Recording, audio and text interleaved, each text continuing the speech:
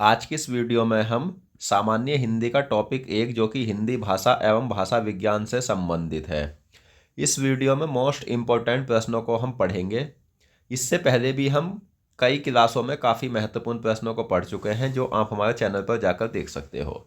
जो भी टॉपिक मैं आपको पढ़ाऊंगा उसे संपूर्ण निचोड़ के साथ पढ़ाऊंगा, साथ ही पिछले एग्जाम में उस टॉपिक से पूछे हुए प्रश्नों को भी मैं आपको पढ़ाऊंगा।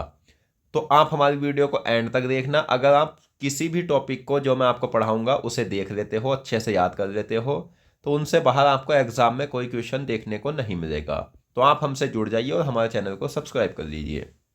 आज का जो हमारा प्रश्न है वो ये है कि मानक हिंदी से क्या तात्पर्य है।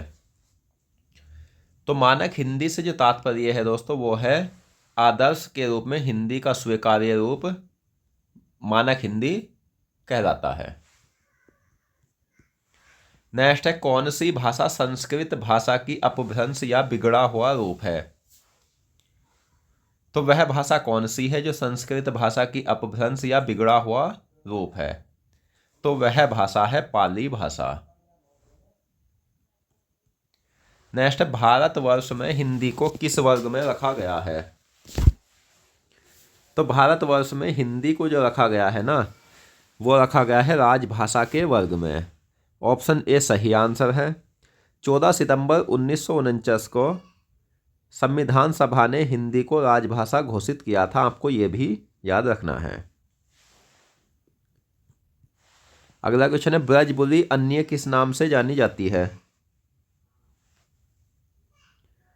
तो ब्रजबुली की अगर हम बात करें तो ब्रजबुली को पुरानी बांग्ला के नाम से भी जाना जाता है, आपको याद रखना है। नेक्स्ट है, हिंदी भाषा का सबसे बड़ा अंतर्राष्ट्रीय सम्मेलन कौन सा है। हिंदी भाषा का सबसे बड़ा अंतर्राष्ट्रीय सम्मेलन जो है ना, वो है विश्व हिंदी सम्मेलन। विश्व हिंदी सम्मेलन हिंदी भाषा का सबसे बड़ा अंतर्राष्ट्रीय सम्मेलन है। हिंदी किस लिपि में लिखी जाती है।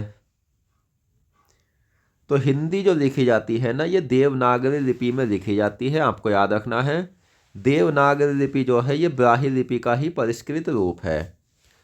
और देवनागरी लिपि का सबसे पहले प्रयोग हुआ था गुजरात राज्य में। अगर शिलालेख की हम बात करें तो जयभट्ट के शिलालेख में देवनागरी लिपि का सबसे पहले प्रयोग हुआ था। नेक्स्ट, देवनागरी लिपि में कुल कितने स्वर हैं। तो देवनागरी लिपि में अगर हम स्वर की बात करें तो कुल स्वर हैं 11। अगला क्वेश्चन है, साहित्यिक अपभ्रंश को पुरानी हिंदी किसने कहा था। तो साहित्यिक अपभ्रंश को पुरानी हिंदी कहा गया था रामचंद्र शुक्ल के द्वारा।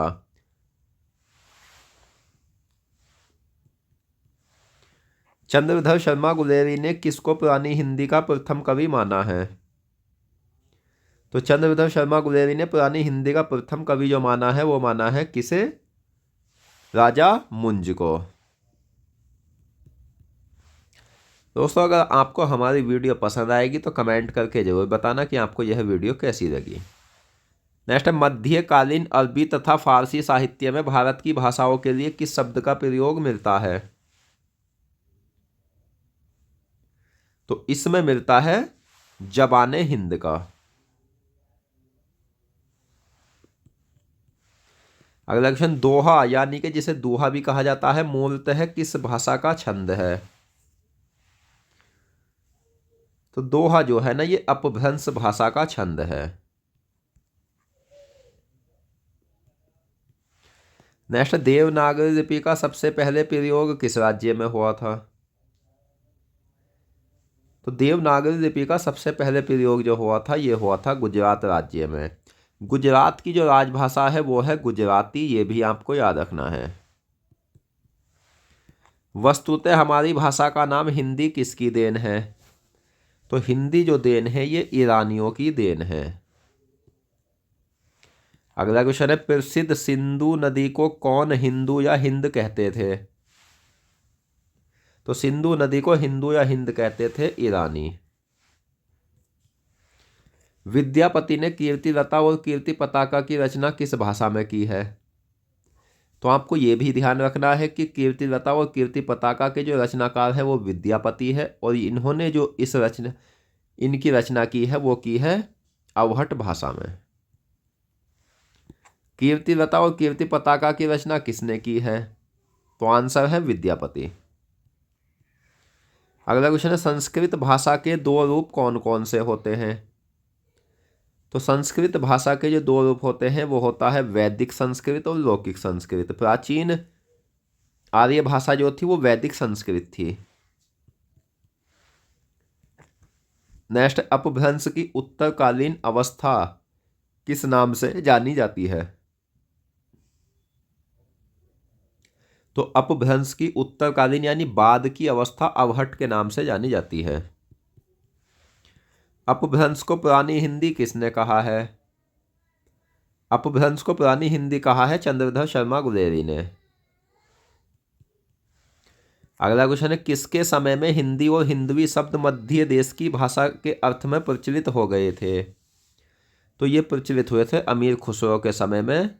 अमीर खुसरो खड़ी बोली के प्रथम कवि माने जाते हैं, ये भी आपको याद रखना है। नेक्स्ट, मराठी भाषा किस लिपि में लिखी जाती है? मराठी भाषा बोली जाती है महाराष्ट्र में, और ये लिखी जाती है किस लिपि में? तो ये लिखी जाती है दोस्तों देवनागरी लिपि में। पाली का मानक रूप किस में मिलता है? तो पाली का जो मानक रूप मिलता है वो मिलता है किस में? बौद्ध साहित्य में। अगला क्वेश्चन, उत्तर प्रदेश सरकार द्वारा सन 1947 में गठित देवनागरी लिपि सुधार समिति के अध्यक्ष कौन थे? तो उत्तर प्रदेश सरकार द्वारा 1947 में गठित देवनागरी लिपि सुधार समिति के जो अध्यक्ष थे वो थे आचार्य नरेंद्र देव।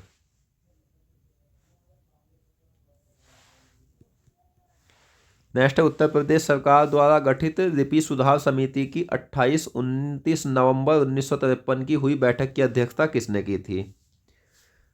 तो ये की थी डॉक्टर सर्वपल्ली राधाकृष्णन ने। अगला क्वेश्चन, गयासुद्दीन तुगलक के बेटे को हिंदी या हिंदवी की शिक्षा किसने दी थी? तो गयासुद्दीन तुगलक के बेटे को हिंदी या हिंदवी की जो शिक्षा दी गई थी ये दी गई थी अमीर खुसरो के द्वारा। और अमीर खुसरो ने इनके बेटे को हिंदी या हिंदवी की शिक्षा देने के लिए किस फारसी हिंदी कोश की रचना की थी? तो खालिक बारी की। यहाँ से एक प्रश्न ये भी बन जाता है कि खालिक बारी किसकी रचना है? तो अमीर खुसरो की। अमीर खुसरो के किस ग्रंथ में हिंदी का 5 बार और हिंदवी शब्द का 30 बार उल्लेख किया गया है? तो वह ग्रंथ है खालिक बारी। अगला क्वेश्चन, सबसे पहले भाषा या भाका के स्थान पर हिंदी या हिंदवी शब्द किसने दिया था? तो सबसे पहले भाषा या भाका के स्थान पर हिंदी या हिंदवी शब्द का प्रयोग किया था अमीर खुसरो ने। वैदिक संस्कृत, लौकिक संस्कृत, पाली, प्राकृत, अपभ्रंश आदि किस प्राचीन भारतीय भाषा में हिंदी शब्द मिलता है? तो ये हिंदी जो है ना, ये आधुनिक भाषा है, ये प्राचीन भाषा नहीं है। तो किसी भी भाषा में इसका उल्लेख नहीं मिलता है, ये सभी प्राचीन भाषा है।